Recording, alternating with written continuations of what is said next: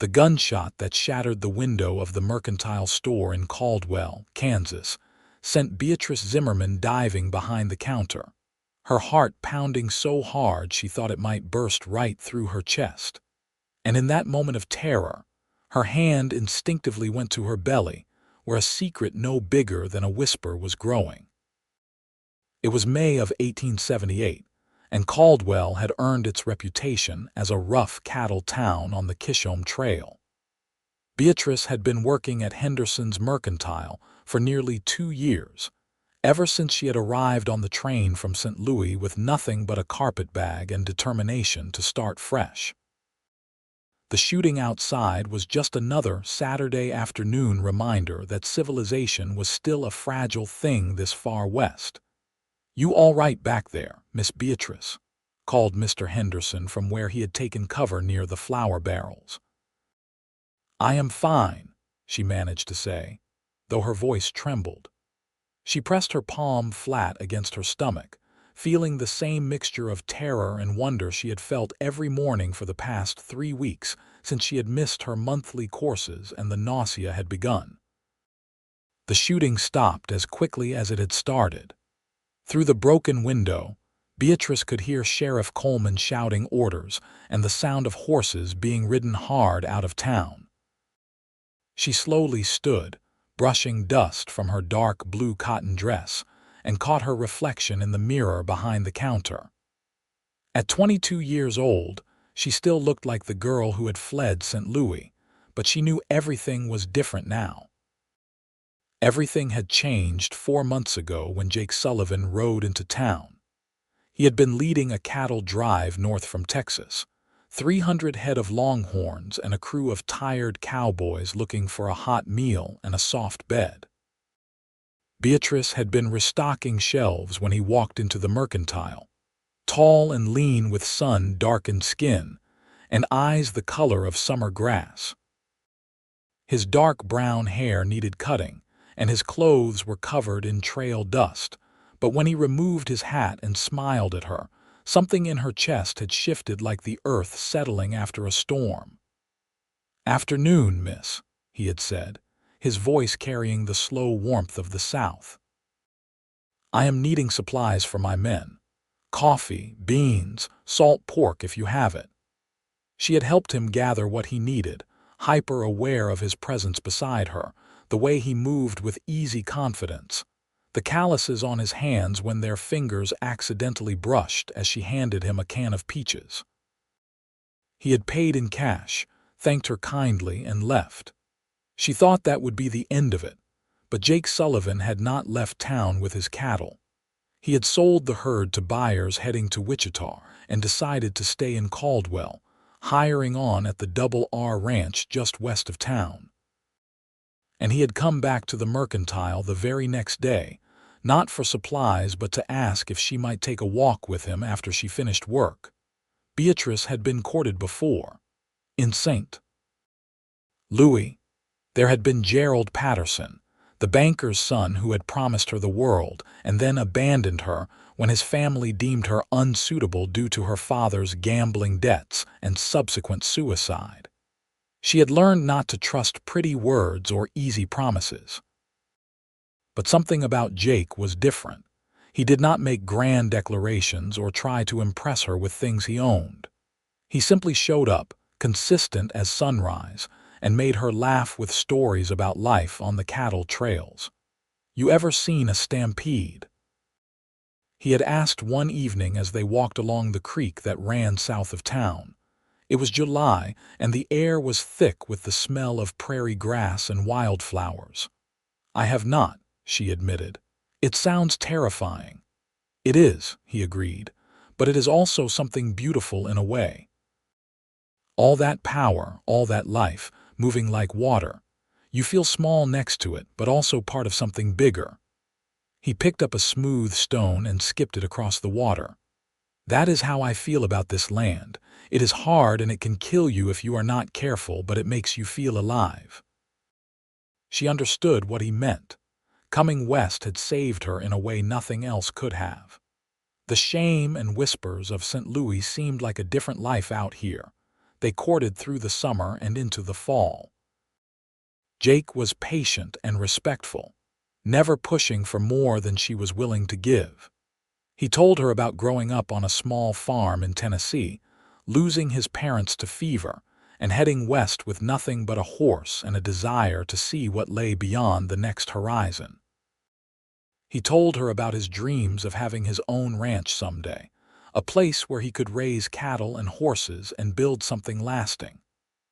"I am tired of drifting," he said one evening in October as they sat on the porch of the boarding house where she rented a room. The air had turned crisp, carrying the promise of winter. "I want roots. I want a home." "What is stopping you?" she asked. He looked at her with such intensity that her breath caught. "Nothing anymore. I have been saving my wages." "The Double R owner, Mr. Roberts, he has offered to sell me a parcel of land at a fair price. 500 acres with good water and grazing. I could build a house there, start a herd."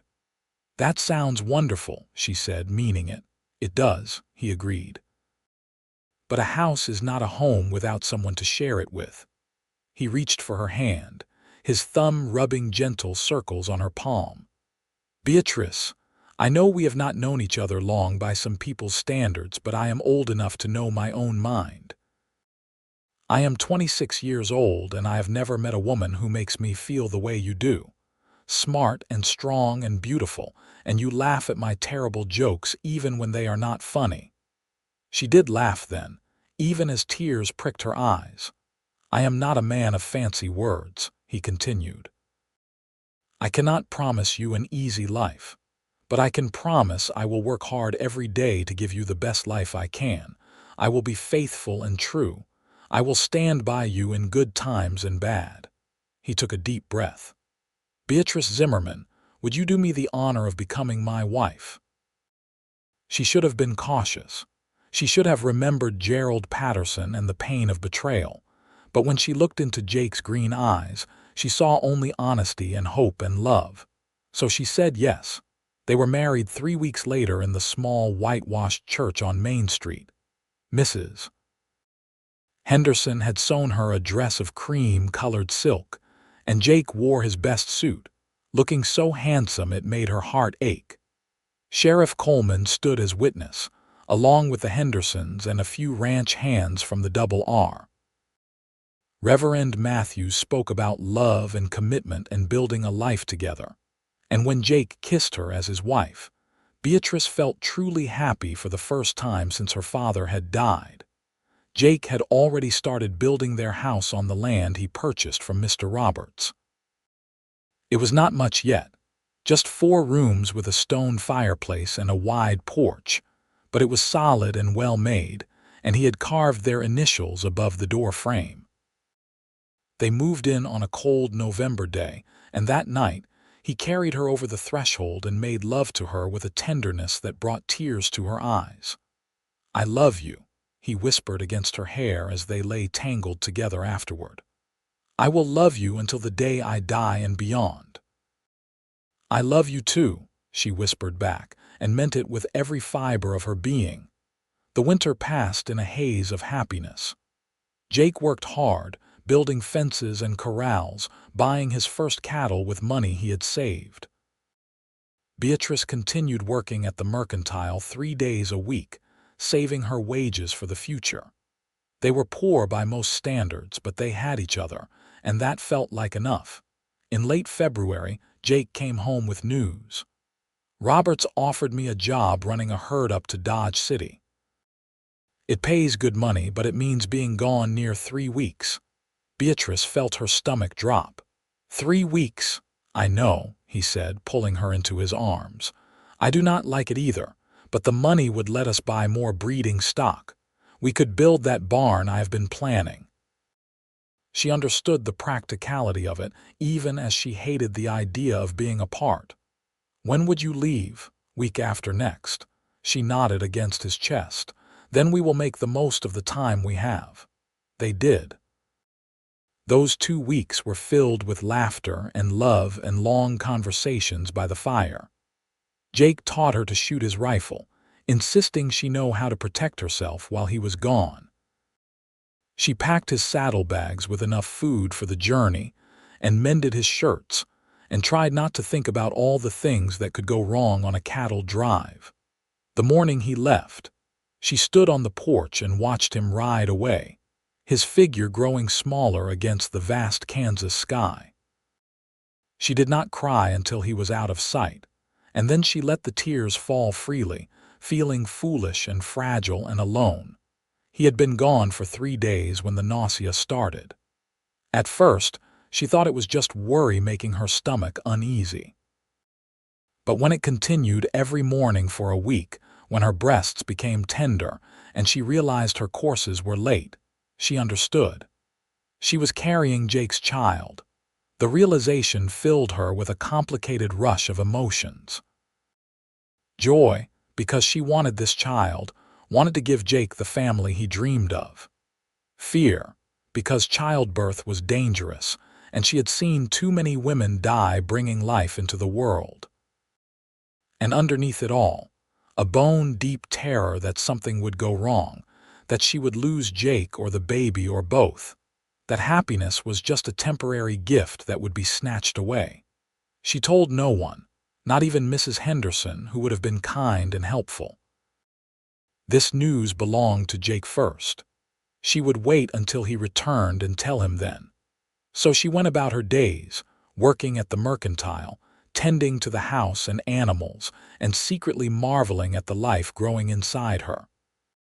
Jake returned on a Wednesday afternoon in late March, riding up to the house with a wide smile and gifts in his saddlebags. He had brought her fabric from Dodge City, a deep green that reminded her of his eyes, and peppermint candies, and a small music box that played a sweet, tinkling melody. "I missed you every single day," he said, holding her tight. 3 weeks felt like 3 years. "I missed you too," she said, breathing in the familiar scent of him, leather and sage and something uniquely Jake. They fell into their routine easily. Jake was full of stories from the drive, and she listened with genuine interest, asking questions and laughing at his descriptions of the cowboy's antics. He had made good money, enough to buy 10 more head of cattle and start on the barn. Everything was perfect. Except she could not bring herself to tell him about the baby. She told herself she was waiting for the right moment. But the truth was, she was terrified. What if he was not ready? They had only been married 4 months. What if he felt trapped or worried about the expense? What if something went wrong with the pregnancy, and she had to tell him she lost the child he never knew about? The fears spiraled in her mind, growing larger with each passing day. 2 weeks went by, then 3. Her belly remained flat, but the nausea persisted, and she found herself more tired than usual. Jake noticed something was off. "You feeling all right?" he asked one evening as they prepared for bed. "You have been quieter lately." "I am fine," she lied. "Just tired from work." He looked at her with those perceptive green eyes. "You would tell me if something was wrong, would you not?" "Of course," she said, and hated herself for the lie. That Saturday, when the shooting started in town and she dove behind the mercantile counter, her hand going instinctively to her belly, she realized she could not keep this secret any longer. The baby was real and growing, and Jake deserved to know.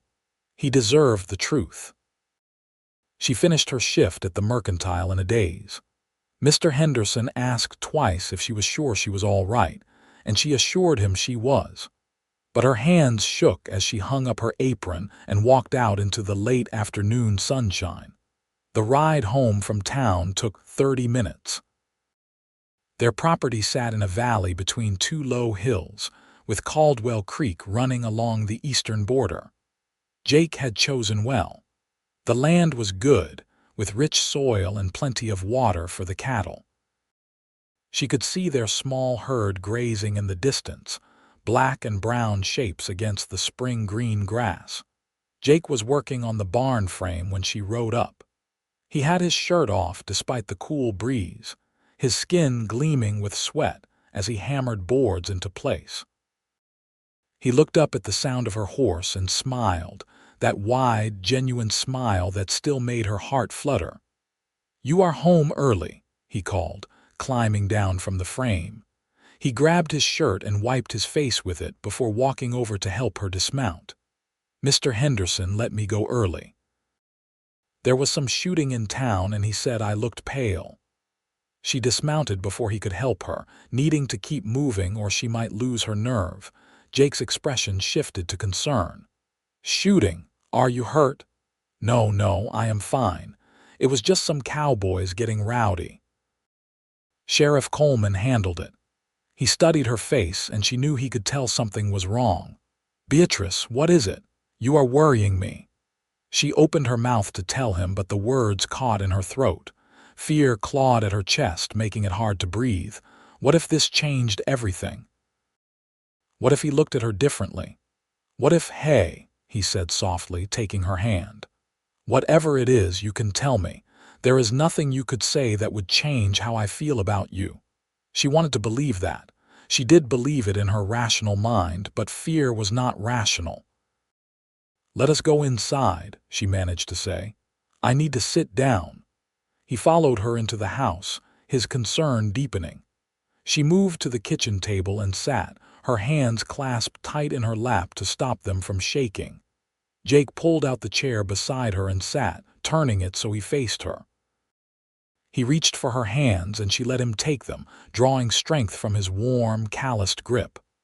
"Whatever it is, we will face it together," he said. "That is what married people do." She looked at his face, at the love and concern written there, and felt tears burn her eyes. "I have been keeping something from you, not to be deceitful, but because I was frightened." His thumb stroked her knuckles. "Frightened of what? Of how you would react, of what it might mean for us."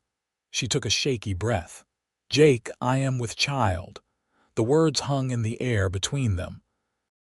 She watched his face, trying to read his reaction. His eyes went wide, his grip on her hands tightening reflexively.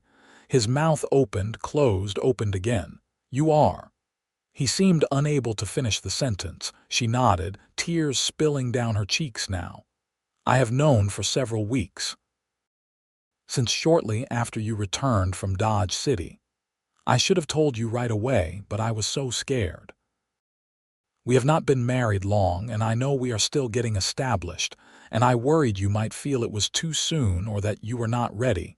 And Beatrice," he interrupted, his voice thick with emotion. He released one of her hands to cup her face, wiping away her tears with his thumb. "Look at me." She met his eyes and saw them shining with unshed tears.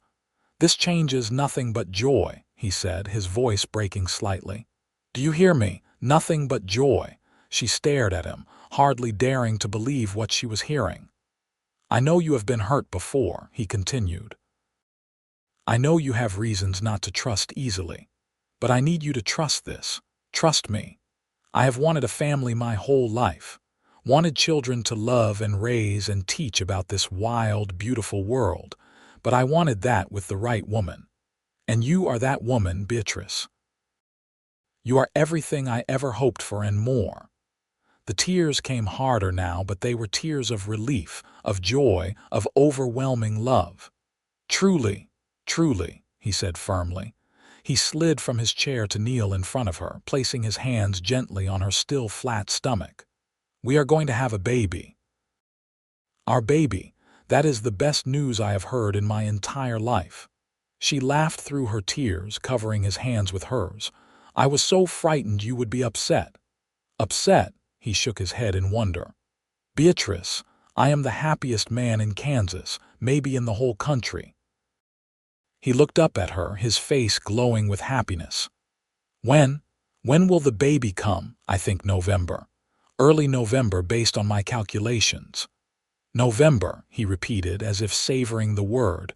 "Before winter sets in hard, that is good, we will have time to prepare." His mind was already moving, planning. "We will need to add onto the house. Another room for the nursery, and we should get more chickens and maybe a milk cow. You are going to need good food, nutritious food. He stood suddenly, pacing with excited energy. We should tell Doc Martin too, make sure he knows to be ready. And you cannot be working at the mercantile anymore, not once you start showing. It is too much being on your feet all day. Jake, she said, laughing at his enthusiasm. He stopped pacing and looked at her sheepishly. I am getting ahead of myself. A bit, she agreed, but I love seeing you this happy. He came back to her, pulling her to her feet and into his arms. I love you, he said against her hair. I love you and I love this baby already. Thank you. Thank you for trusting me with this. She held him tight, feeling the last of her fear drain away, replaced by pure happiness. I love you too, so much. That night they lay in bed talking about the future. Jake kept his hand on her belly as if he could feel the baby already, though she knew it was far too early for that. What do you hope for? She asked. Boy or girl, healthy, he said immediately. That is all that matters, but if I am dreaming, maybe a boy first. Someone to help me work the ranch. He paused. But a girl would be wonderful too, a daughter with your beauty and strength. I think a boy first, she said. With your green eyes and stubbornness, he laughed. I am not stubborn. You absolutely are, but I love that about you. They talked about names, throwing out ideas and laughing at the ridiculous ones. They talked about how to tell people and what changes they needed to make to the house, and 100 other small details that felt monumental and precious. I am glad you told me, Jake said eventually, as sleep began to claim them both. But Beatrice, promise me something. Promise you will always tell me when you are scared or worried. We are partners in this life. You do not have to carry burdens alone anymore. I promise, she whispered. I will try to be better about that. That is all I ask. He kissed her forehead. Now get some sleep. You are growing a human. That is hard work. She smiled and closed her eyes, feeling safe and loved and happier than she had thought possible. The next morning, Jake was up before dawn, moving around with purpose. When Beatrice emerged from the bedroom, she found him at the kitchen table with paper and a pencil sketching plans. What are you doing? She asked, moving to the stove to make coffee. Her stomach was queasy, but she had learned that dry bread helped settle it. Planning the addition to the house, he said, not looking up. I figure we can extend off the bedroom, add a room about 10 by 12 feet, big enough for a crib and a dresser and a rocking chair.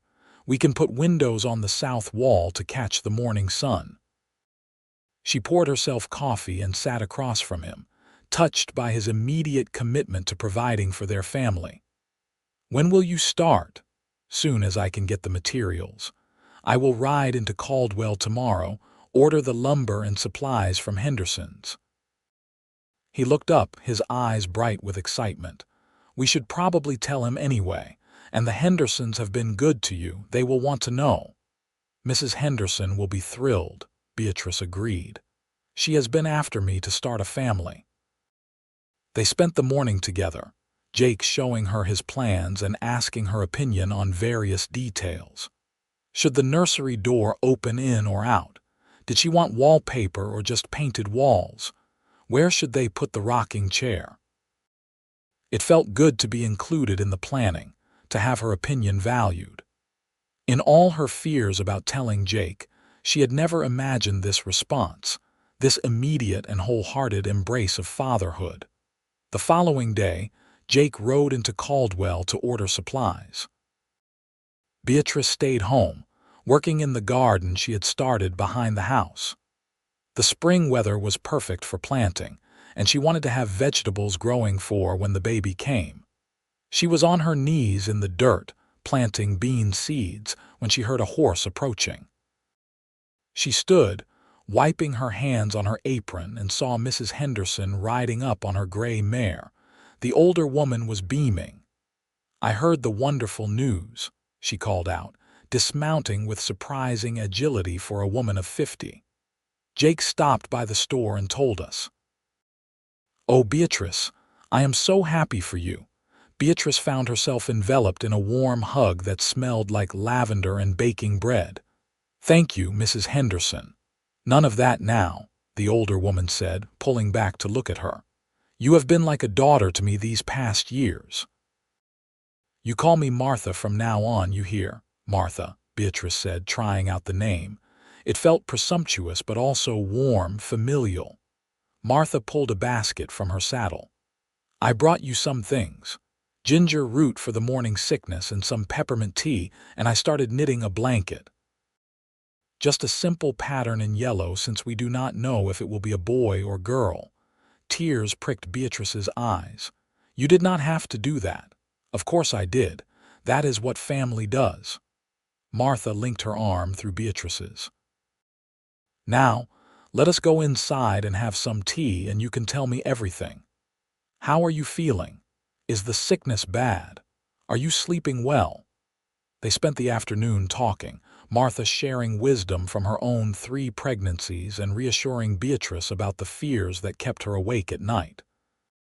It felt wonderful to have a woman to confide in, someone who understood the unique fears and joys of carrying a child. "The most important thing is to trust your body," Martha said as she prepared to leave. "Women have been doing this since the beginning of time. Your body knows what to do. And you have a good man in Jake Sullivan. He will take care of you."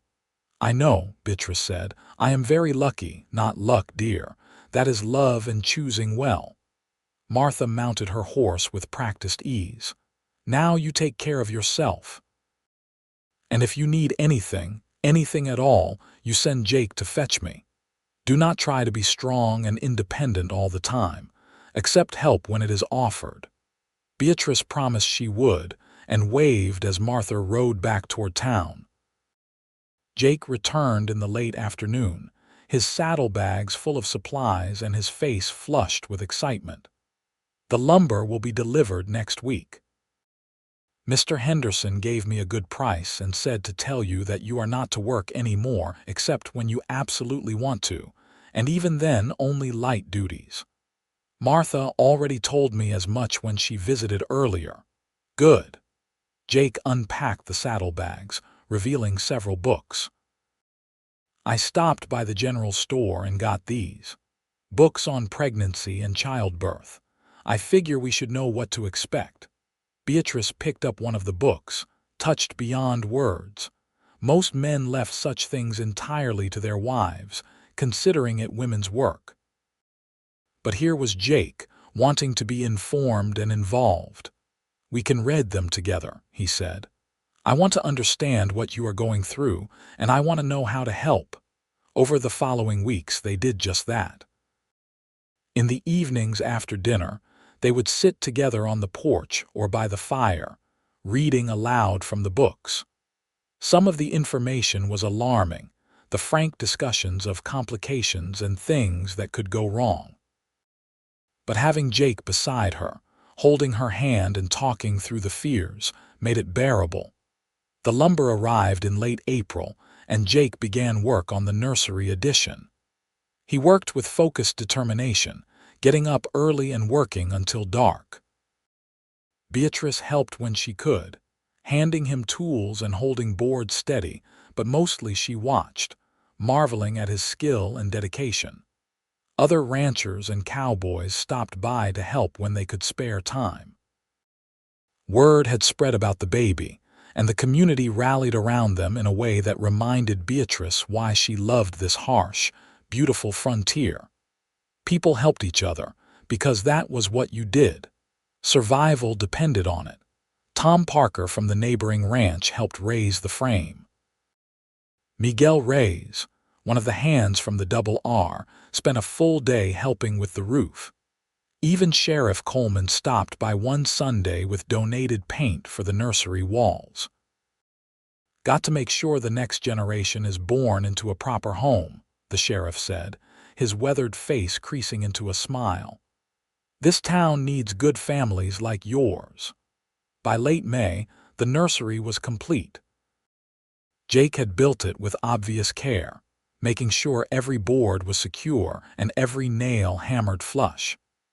He had installed 2 large windows that let in plenty of light, and built shelves into one wall for toys and books. The walls were painted a soft cream color, and Martha Henderson had donated curtains with cheerful yellow flowers. "It is perfect," Beatrice said, standing in the doorway and imagining a crib against the far wall, a rocking chair by the window. "It is a start," Jake said, coming up behind her and wrapping his arms around her waist. "Our child deserves the best of everything." "Our child will have something better than things," she said, covering his hands with hers. "Our child will have love." "That is true enough," he agreed, resting his chin on her shoulder. "Have I told you today that I love you? Only 3 times. You are falling behind." He laughed and turned her to face him. "I love you, Beatrice Sullivan. I love you more than I thought it was possible to love another person. And I cannot wait to meet this baby we made together." She kissed him, pouring all her love and gratitude into the kiss. When they broke apart, she said, "I am starting to show." It was true. Her belly had begun to round in a way that could not be hidden much longer. When she wore her regular dresses, the fabric pulled tight across her middle. "I noticed," Jake said with a grin. "I think you are even more beautiful now." "Liar," she said, but she was pleased. "It is the truth. You are growing our baby. That is the most beautiful thing in the world." The summer passed in a blur of preparation and anticipation. Jake continued to work the ranch, building his herd and making improvements to the property. Beatrice sewed baby clothes from fabric Martha gave her, tiny gowns and caps that seemed impossibly small. She read books and talked to other women in town who had children, soaking up their advice and warnings. The baby began to move in June, little flutters that gradually grew stronger. The first time Beatrice felt it, she was sitting on the porch shelling peas. She gasped and put her hand on her belly, feeling the sensation again, like butterfly wings against the inside of her stomach. Jake came running at her gasp, his hand on his pistol. "What is wrong?" "Nothing is wrong," she said, laughing at his alarm. "The baby moved, I felt it." His expression transformed from concern to wonder. "Really? Can I feel it?" She took his hand and placed it on her belly, but the baby had gone still. They waited, Jake's palm warm against her dress, until finally there was a small flutter. His eyes went wide. "I felt it. I felt the baby move." "That is your son or daughter," she said softly, letting us know they are there. Jake knelt in front of her, his hand still on her belly, his expression one of such pure joy and love that it brought tears to her eyes. "Hello in there," he said to her belly. "This is your pa. I am out here waiting to meet you. You take your time growing strong, and when you are ready, you come out and we will show you this big, beautiful world." It became a ritual after that. Every evening, Jake would talk to the baby, telling it about his day, about the ranch, about the family that was waiting. Beatrice loved listening to him, loved seeing this tender side of the strong, capable cowboy she had married. By July, she was unmistakably pregnant, her belly round and prominent. She stopped going to town as much, finding it easier to stay home and work around the house. Jake hired a young woman from town, Sarah Mills, to come out twice a week to help with heavier chores like washing and hauling water. Sarah was 17, fresh-faced and excited to be working. "I am the oldest of 6, she told Beatrice. "I know all about babies. You just tell me what needs doing and I will do it." Having help was both humbling and necessary. Beatrice was not used to relying on others, but the pregnancy tired her more than she expected. Some days, she needed to rest in the afternoon, her body demanding sleep as it worked to grow the life inside her. Jake was endlessly patient and supportive. He took over most of the cooking, though his skills were limited to basic trail food. He brought her wildflowers and did silly dances to make her laugh when she was feeling overwhelmed. He rubbed her aching back and swollen feet without complaint. He was, in every way, the husband and partner she had dreamed of, but never truly believed she would find. In August, Doc Martin came out to the ranch for a checkup. He was a serious man in his 50s, with gray hair and gentle hands. He examined Beatrice thoroughly while Jake paced anxiously outside. "Everything looks good," Doc Martin said when he was finished. "The baby is positioned correctly. Heartbeat is strong. You are healthy and strong. I see no reason to expect any complications." Relief flooded through Beatrice. "Thank you, doctor. You are doing all the right things. Keep eating well, get plenty of rest, and do not try to do too much. When your time comes, you send Jake for me immediately. I will come out no matter the time of day or night." After Doc Martin left, Jake peppered Beatrice with questions. What did the doctor say? Was everything truly all right? Was she sure? Was the baby healthy? "Everything is fine," she assured him. "Doc Martin said I am healthy and the baby is growing well." Jake pulled her into a gentle embrace. "I worry about you, I cannot help it. I know. But we are going to be fine. All three of us." As summer faded into fall, Beatrice found herself growing more anxious about the birth itself. She had heard too many stories of women who died in childbirth, leaving behind grieving husbands and motherless children. The thought of Jake having to raise their child alone haunted her nightmares. One evening in early October, she finally voiced her fears. They were lying in bed, Jake's hand resting on her belly as it so often did now. "What if something goes wrong?" she whispered into the darkness. "What if I die?" Jake went rigid beside her. "Do not talk like that." "But it happens, Jake. Women die having babies all the time." What if he rolled to face her, his hand cupping her face? "Listen to me. You are strong and healthy. Doc Martin said everything looks good. You are going to be fine." "You cannot know that." "You are right, I cannot," he admitted. "But I can have faith, and I can be there with you every step of the way. I will not let you go through this alone. You cannot be in the room when I deliver. That is not done. I do not care what is done or not done. If you want me there, I will be there. If you want me to wait outside, I will do that too, but I will be as close as you need me to be." She felt tears slide down her temples into her hair. "I am so scared." "I know, sweetheart. I am scared too. But we will face it together, just like we face everything else." He kissed her forehead, her cheeks, her lips. "I love you more than life itself, and I am going to be right here no matter what comes." His words did not banish the fear entirely, but they helped. She was not alone. She had Jake, and she had the community that had rallied around them, and she had hope. The first contractions came on a cold November morning. Beatrice woke before dawn with a dull ache in her lower back. She lay still, wondering if this was it, if their baby was finally ready to be born. The ache intensified, spreading around to her belly, and she knew. "Jake," she said softly, shaking his shoulder. "Jake, wake up." He was instantly alert, sitting up and looking at her with worried eyes. "What is it? Is it time?" "I think so. The pains have started." He was out of bed in an instant, pulling on his pants and shirt with shaking hands.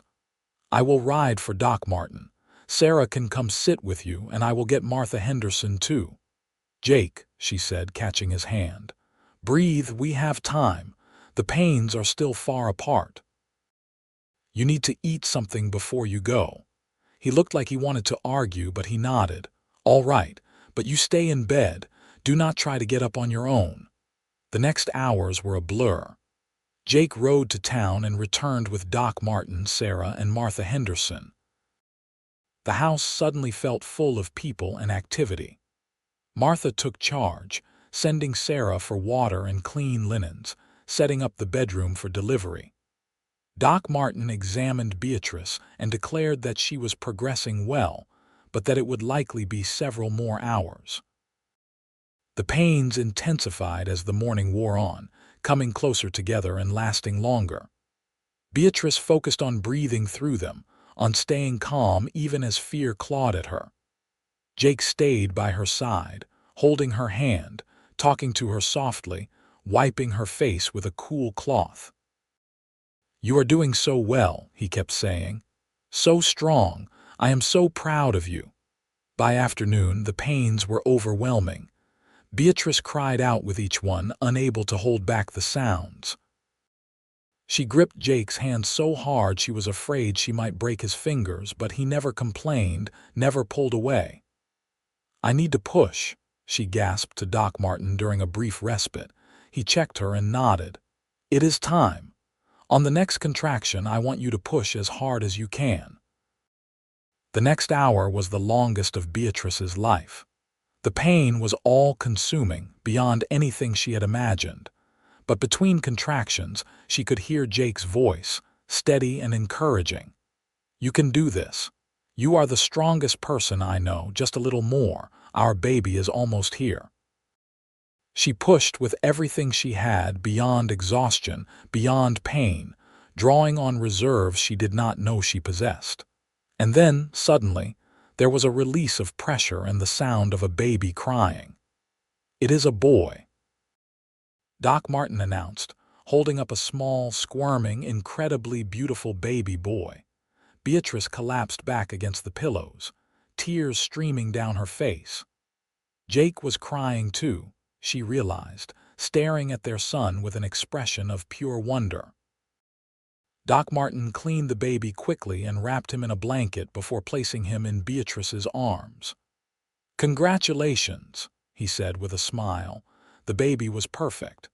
Tiny and red-faced and crying lustily, but perfect. He had dark hair like Jake and a little nose and impossibly small fingers that wrapped around Beatrice's thumb when she touched his hand. "Hello, little one," she whispered. "We have been waiting for you." Jake sat on the edge of the bed, his arm around Beatrice, staring at their son with tears running down his face. "He is perfect. Absolutely perfect." "He needs a name," Martha said gently from where she stood near the door. Beatrice and Jake looked at each other. They had discussed names endlessly, but had never quite decided. Now, looking at their son, Beatrice knew. "James," she said. "James Robert Sullivan, after your grandfather and Mr. Roberts who helped us get this land." Jake's face crumpled with emotion. He had rarely spoken of his grandfather, but Beatrice knew the old man had raised him after his parents died. "James," he repeated. "That is perfect." Doc Martin finished his work and packed his bag. "Mother and baby are both doing well. You need to rest now, Beatrice. Sleep when the baby sleeps. And you," he pointed at Jake, "make sure she does not do too much too soon. She needs time to recover." "I will take care of her," Jake promised. Martha and Sarah cleaned up and made sure Beatrice had everything she needed before they left, promising to return the next day. Doc Martin said he would check on them in a few days, and then it was just the three of them. Jake, Beatrice, and baby James. The baby nursed, his tiny mouth finding her breast with instinctive knowledge. The sensation was strange and intimate and overwhelming. When he finished, Jake took him carefully, holding him like he was made of glass. "Hey there, James," he said softly. "I am your pa. I have been waiting so long to meet you." He looked at Beatrice, his eyes shining. Thank you for our son. Thank you for being so brave and strong." "Thank you for being here," she said. "For being exactly the man and father I knew you would be." They sat together, passing the baby back and forth, marveling at every tiny detail. His fingernails were so small. His ears were perfect little shells. He made little snuffling sounds when he slept. "I love him so much already," Jake said. "I did not know you could love someone this much this fast." "I know," Beatrice agreed. "It is overwhelming." The first days with James were exhausting and wonderful. He woke every few hours to nurse day and night, leaving Beatrice constantly tired. But every time she looked at his little face, love swelled in her chest so intensely it was almost painful. Jake was an attentive father from the very beginning. He changed diapers without complaint, walked the floor with James when he was fussy, and watched him with such tenderness that Beatrice fell in love with her husband all over again. Martha Henderson came out every few days to check on them, bringing food and practical advice. Sarah continued her twice-weekly visits, helping with laundry and cleaning so Beatrice could focus on recovering and caring for James. The community rallied around them in other ways too. Neighbors stopped by with gifts: a hand-carved rattle from Tom Parker, a beautiful quilt from the ladies' sewing circle, knitted caps and booties from various well-wishers. Even Sheriff Coleman rode out with a small wooden horse he had whittled. "For when the boy is older," he said gruffly. By December, they had fallen into a routine. James was a good baby, healthy and growing steadily. Beatrice had recovered from the birth, though she was still tired. Jake balanced work on the ranch with helping care for their son, and they managed to make it all work. On Christmas morning, they stayed home, just the three of them. Jake had cut a small pine tree and brought it inside, decorating it with strings of popcorn and paper ornaments. Beatrice had made James a new gown from soft white flannel, and Jake had carved him a small wooden cow. "His first Christmas," Jake said, holding James up to see the tree. The baby, now 6 weeks old, stared at the tree with wide eyes, though Beatrice doubted he could see it clearly yet. "The first of many," Beatrice agreed. She thought about how terrified she had been to tell Jake about the pregnancy, how she had worried he would not be ready or would feel trapped. Looking at him now, holding their son with such obvious love and pride, she could hardly believe she had ever doubted him. "What are you thinking about?" Jake asked, catching her expression. "About how lucky I am, how lucky we are." "I am the lucky one," he countered. He settled James in the cradle Jake had built, making sure he was secure before turning to pull Beatrice into his arms. "A year ago, I was just a cowboy drifting through town. Now I have a wife I love, a son I adore, and a home. That is more than I ever dreamed possible." "You would have found it eventually," she said. "You are a good man, Jake Sullivan. Any woman would be lucky to have you. Maybe, but I only wanted you," he kissed her softly. "Only ever you." They spent a quiet day together, cooking a simple meal and playing with James. As evening fell and they sat by the fire, James sleeping peacefully in Beatrice's arms, she reflected on everything that had happened. A year and a half ago, she had been alone and uncertain, fleeing a painful past. Now she had a husband who loved her unconditionally, a beautiful son, a home, and a community. It was not an easy life. The work was hard, money was tight, and there would surely be challenges ahead. But they had each other and they had love, and that made all the difference. Winter passed slowly, as it always did on the Kansas plains. The wind was bitter and snow fell frequently, blanketing their land in white.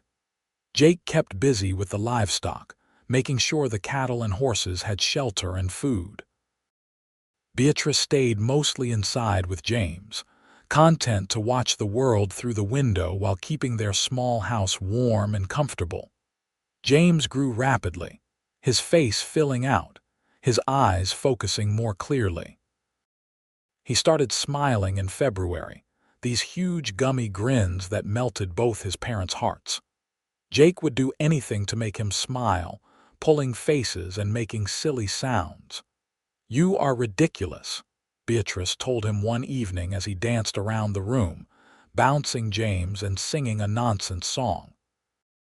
"Maybe," he agreed, grinning at her. "But look how happy he is." She could not argue with that. James was a happy baby, quick to smile and laugh and so clearly loved. In March, as the weather began to warm and signs of spring appeared, Jake came home with news. "Tom Parker is selling some of his stock, good breeding cattle at a fair price. If we could buy them, we could really grow our herd." "How much?" Beatrice asked. He named a figure that was substantial but not impossible. "I have most of it saved." "We would need to use nearly all our savings, but it would be a good investment." Beatrice thought about it. They had been careful with money, saving wherever they could. But growing the ranch was important for their future, for James's future. "Do it," she said. "We will manage." Jake looked relieved. "Are you sure? It will mean tight times for a while. I am sure.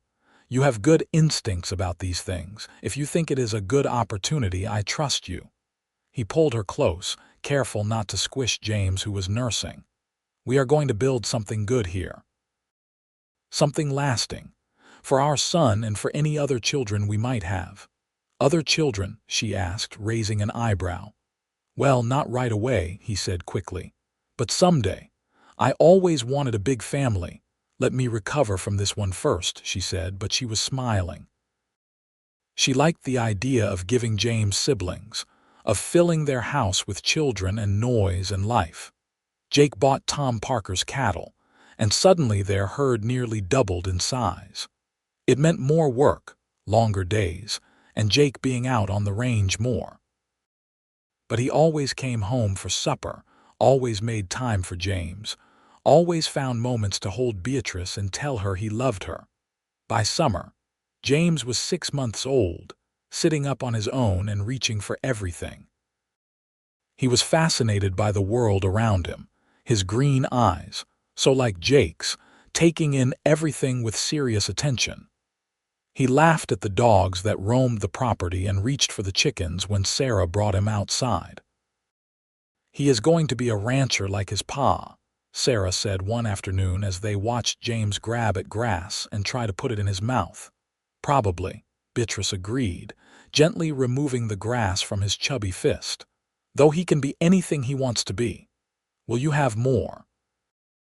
Sarah asked, then blushed. "Sorry, that is too personal." "It is all right," Beatrice said. "I think so, someday. Jake wants a big family, and I find I do too now, but we will wait a bit, give James time to be the baby." She meant it, but fate had other plans. In late July, Beatrice realized her courses were late again. She felt the same telltale nausea, the same exhaustion. She was pregnant again. This time, telling Jake was not frightening. She waited until evening when James was asleep and they were sitting on the porch, watching the sun set over their land. "I have news," she said. Jake looked at her, and something in her expression must have given it away because he started grinning. "Are you?" "Yes, another baby. Due in the spring, I think. Late March or early April." He whooped with joy, pulling her into a bear hug. "Another baby. James is going to be a big brother. He will not even be a year old when the baby comes," she pointed out. "So, they will be close. They will grow up together, play together." He put his hand on her still flat belly. "Hello in there, baby number 2. We are excited to meet you." Beatrice laughed at his enthusiasm. "You are not worried about having 2 so close together." "Why would I be worried? We managed with James and we will manage with 2. We are a team." He kissed her soundly. "Besides, I love you pregnant, you glow." "I feel sick, not glowing," she said, but she was pleased. This pregnancy was different from the first. Beatrice was more tired, chasing after James while growing another baby, but she was also more confident, knowing what to expect. And she was not alone. Jake helped even more than before, taking James whenever he could, and Sarah increased her hours to help with the extra work. Martha Henderson was delighted by the news. "Irish twins," she said with a laugh when Beatrice told her. "That is what they call siblings born less than a year apart. You will have your hands full, but what a blessing." James turned 1 year old in November, and Beatrice was 4 months pregnant and showing clearly. They had a small celebration with just close friends and family. James smashed cake into his face with enthusiastic glee, making everyone laugh. He was trying to walk, taking a few wobbly steps before falling on his padded bottom. He said a few words, "Pa and Ma and dog." "He is so smart," Jake said proudly, as if every baby did not learn these same words. He is, Beatrice agreed, because to them, James was exceptional in every way. Winter came early that year with snow in late November. Beatrice found herself moving slower, her belly growing large quickly. Doc Martin said everything looked good, that the second baby seemed healthy and strong. "You will probably deliver faster this time," he told her during a checkup in January. "Second babies usually come quicker." That was both reassuring and terrifying. The first birth had been hard enough. She was not sure she wanted it to go faster. But as March approached, Beatrice found herself ready to be done being pregnant. Her back ached constantly, and she was so large she could barely bend over. James was an active toddler, into everything, and keeping up with him while heavily pregnant was exhausting. "Just a few more weeks," Jake kept saying, rubbing her back and feet every evening. "You are doing so well." The baby came on a cold, rainy morning in late March. Beatrice's water broke while she was making breakfast, and the contractions started immediately, much stronger than they had been at first with James. "It is happening fast," she told Jake, gripping the edge of the table. He went pale but moved quickly, settling James with Sarah, who had just arrived for the day, then riding for Doc Martin and Martha Henderson. By the time they arrived an hour later, Beatrice was well into labor, the contractions coming hard and fast. Doc Martin was right. The baby came quickly. Less than 4 hours after her water broke, Beatrice gave birth to a daughter. "A girl," Doc Martin announced, holding up the squalling infant. A healthy baby girl. Beatrice was exhausted but elated. A daughter. They had a daughter. Jake was beside himself with joy. "A girl, we have a daughter." "Beatrice, we have a daughter." When Doc Martin placed the baby in her arms, Beatrice looked down at the tiny, perfect face and fell instantly in love all over again. Her daughter had dark hair like James, but her face was different, more delicate. "What shall we name her?" Jake asked, sitting beside Beatrice on the bed. They had discussed names, but nothing had felt quite right. Now, looking at her daughter, Beatrice knew. "Grace. I want to name her Grace." Jake's eyes filled with tears. "Grace Elizabeth Sullivan," he said, adding his mother's name. "It is perfect." Little James was brought in to meet his sister. At 13 months old, he was curious and gentle, reaching out to touch her tiny hand with wonder. "Baby," he said clearly, one of his few words. "That is right," Jake said, holding him so he could see better. "That is your baby sister, Grace. You are going to help us take care of her." James seemed fascinated, staring at Grace with serious concentration. When she made a little sound, he laughed, delighted. The days after Grace's birth were chaotic. Beatrice was recovering. James was a busy toddler, and Grace needed constant care. But somehow they managed. Jake was incredible, caring for James, helping with Grace, and taking care of Beatrice all at the same time. Sarah came every day, and Martha stopped by frequently to help. "You are outnumbered now," Martha said with a laugh one afternoon as she helped Beatrice with laundry while Grace slept, and Jake played outside with James. "2 children and only 2 parents. We are managing," Beatrice said, though she was exhausted in a way she had never experienced before. "You are doing wonderfully," Martha assured her. "It gets easier once you find your rhythm." She was right. By the time Grace was 2 months old, they had settled into a new routine. James was learning to be gentle with his sister, even bringing her his toys to share. Grace was an easier baby than James had been, sleeping longer stretches and fussing less. One evening in May, after both children were asleep, Jake and Beatrice sat on the porch, the first moment of quiet they had had all day. "Are you happy?" Jake asked, his arm around her shoulders. "Exhausted," she said honestly, "but yes, very happy." "I am too," he kissed her temple. "Sometimes I think about that day you told me about James, how scared you were. I am so glad you told me, glad you trusted me with the truth. You told me it changed nothing but joy, she reminded him. You were right. That is all it has brought us. Joy and love and a family. More than I ever dreamed possible, he agreed. Thank you for that. Thank you for saying yes when I asked you to marry me. Thank you for our children. Thank you for building this life with me. Thank you for being you, she said simply. For being the man you are, for loving me and our children so completely. They sat in comfortable silence, watching the sun set over their land. The ranch was thriving, their herd growing. They had a solid house, good neighbors, and 2 healthy children. They had struggled and sacrificed, but they had built something real and lasting. The years that followed were full and busy. James grew into a sturdy, adventurous boy with his father's love of the outdoors and animals. He followed Jake everywhere, learning about ranching and cattle and the land.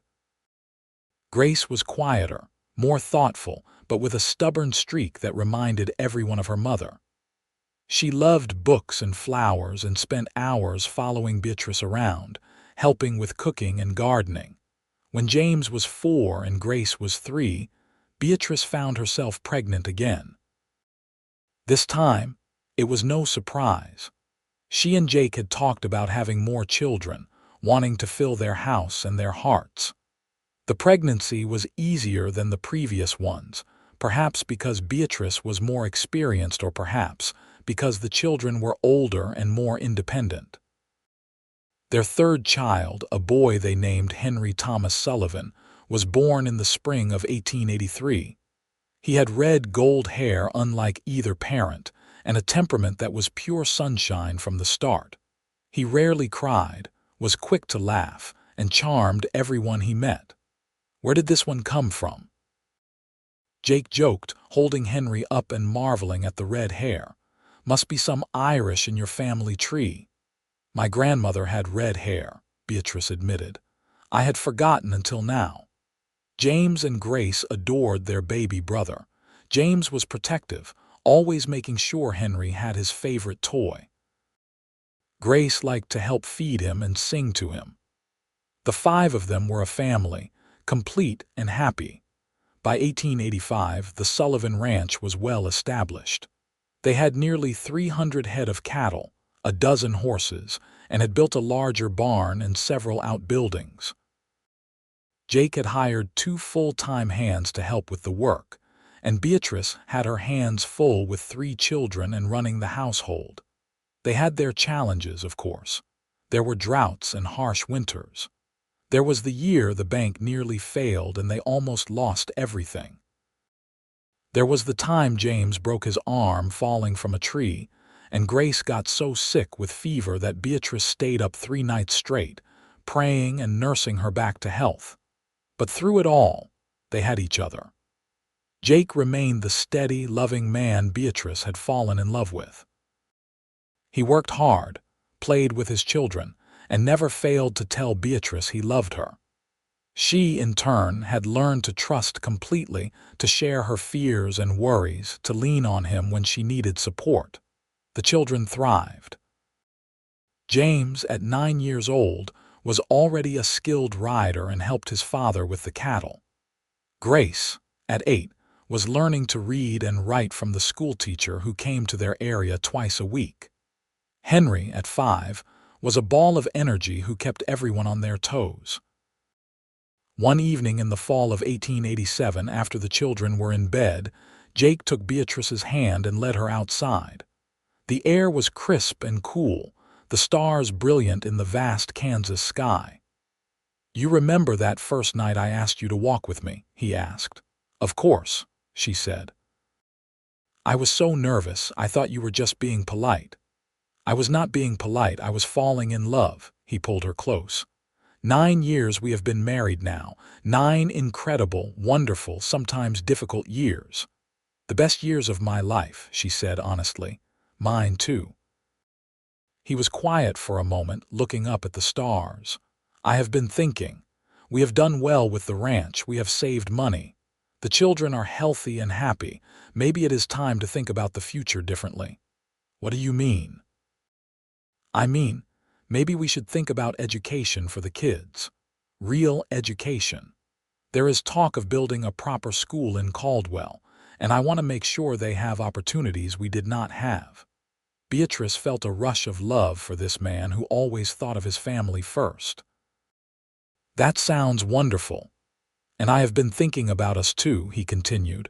You work so hard, Beatrice. You always have. Maybe we could hire more help for the house. Give you more time to rest, to do things you enjoy. I enjoy my life, she protested. I know. But you deserve to have easier days too. You have given me 3 children, helped build this ranch from nothing, and never complained once. He cupped her face in his hands. I want to give you everything. You already have, she said, tears pricking her eyes. You have given me love and family and a home. That is everything. He kissed her then, tender and deep, a kiss that held 9 years of love and commitment and partnership. When they broke apart, Beatrice leaned her head on his chest, listening to the steady beat of his heart. Do you ever regret it? She asked. Settling down so young, taking on a family so quickly, never, he said firmly. Not for one single second. You and the children are the best things that ever happened to me. Even when James broke that window with the baseball, she teased. Even then, he said, laughing. Even when Grace let the chickens into the house. Even when Henry painted the dog blue with your good paint.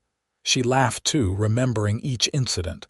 We have had some adventures, we have, and we will have many more. He held her close. I love you, Beatrice Sullivan, more today than yesterday, and I will love you more tomorrow than today. I love you too, she whispered.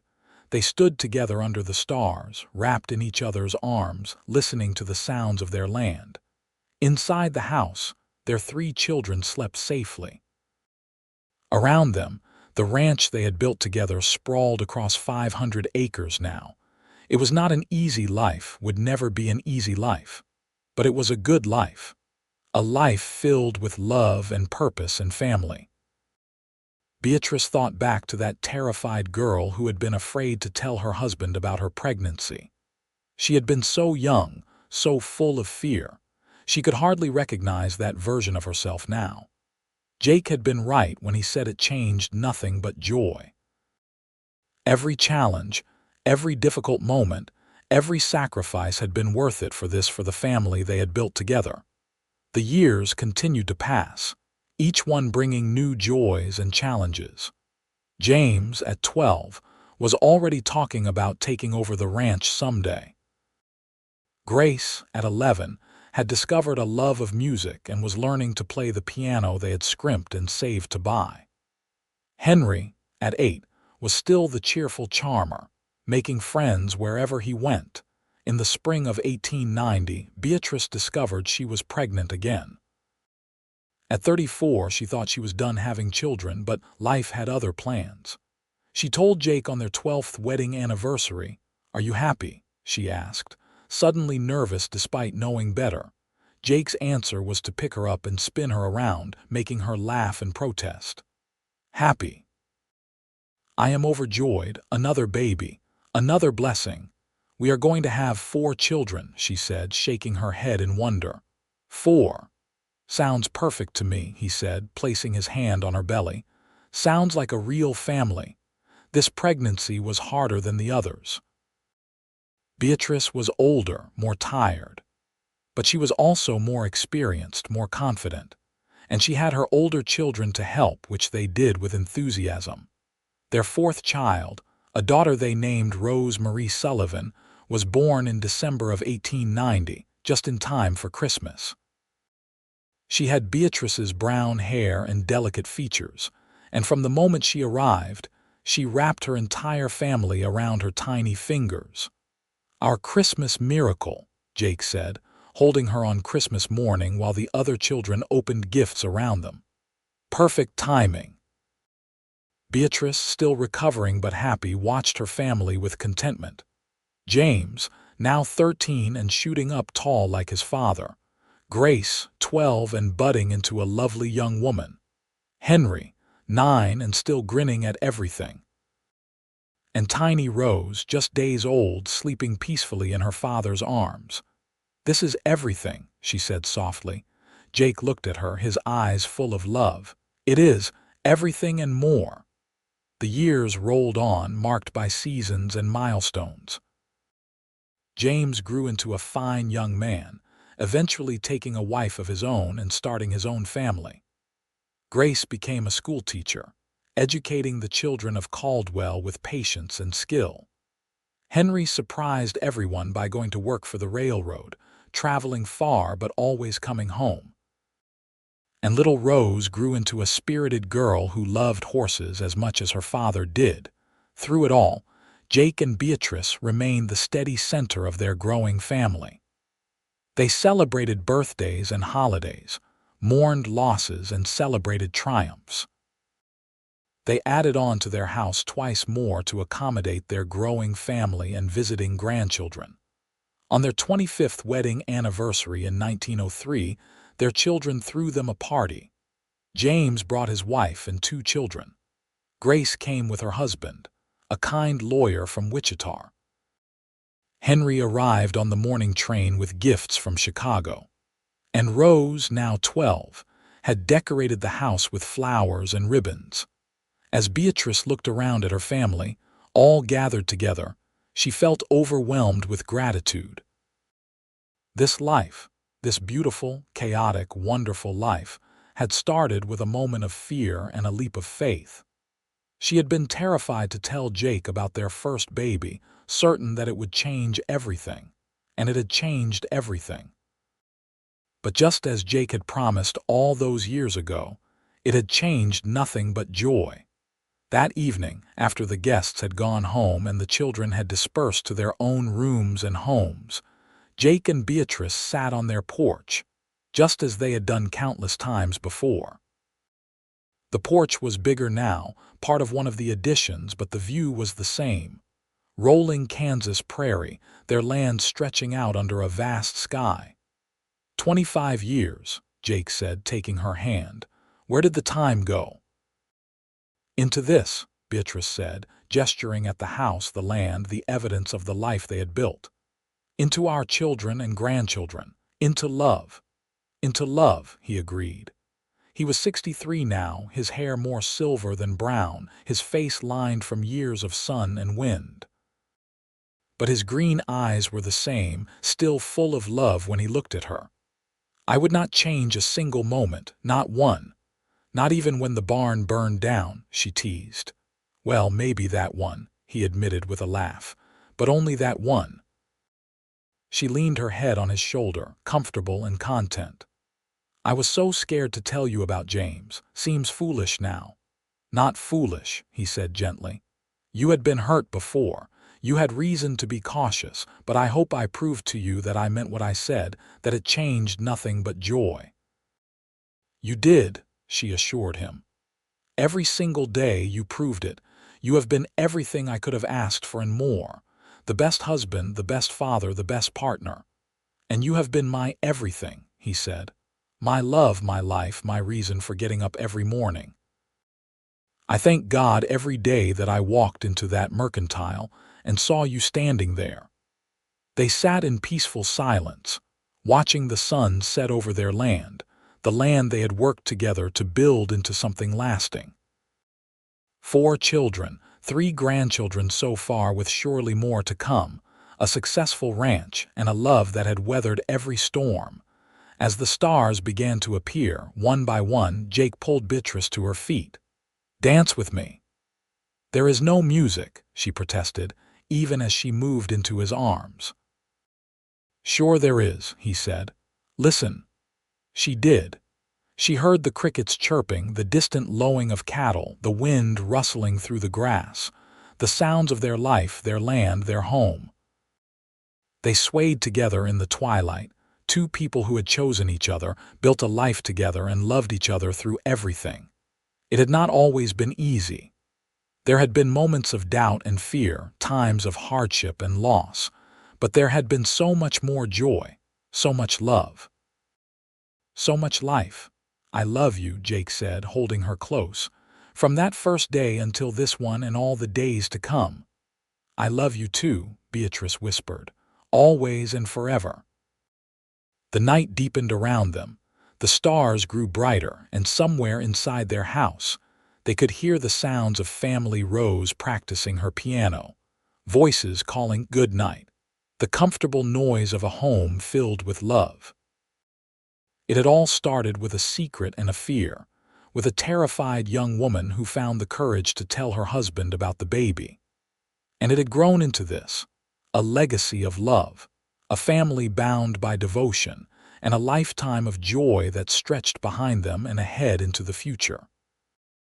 Jake Sullivan had said it changed nothing but joy, and he had been absolutely right. Every challenge they faced had been worth it, every difficult moment balanced by countless happy ones. They had built something beautiful and lasting, not just in the ranch and the land, but in their family, their love, and the life they had created together. As they finally went inside for the night, Jake's arm around Beatrice's waist, they passed by the portraits that lined the hallway. James on his wedding day, Grace graduating from teacher's college, Henry in his railroad uniform, Rose on her favorite horse, and scattered among them, pictures of grandchildren, of family gatherings, of moments captured in time. Their story had started in a mercantile store in Caldwell, Kansas, with a cowboy and a young woman who dared to hope for better. It had grown into something neither could have imagined, something richer and fuller than any dream. And as they settled into bed that night, Jake's hand finding Beatrice's in the darkness as it had done for 25 years, they both knew with absolute certainty that they had found what everyone searches for.